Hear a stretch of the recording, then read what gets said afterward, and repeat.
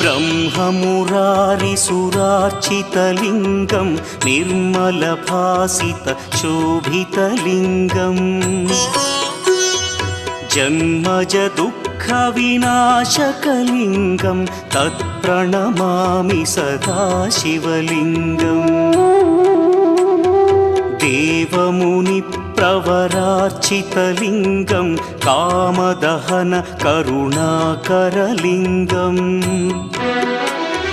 रावणदर्पविनाशकलिङ्गं तत्प्रणमामि सदा शिवलिङ्गम्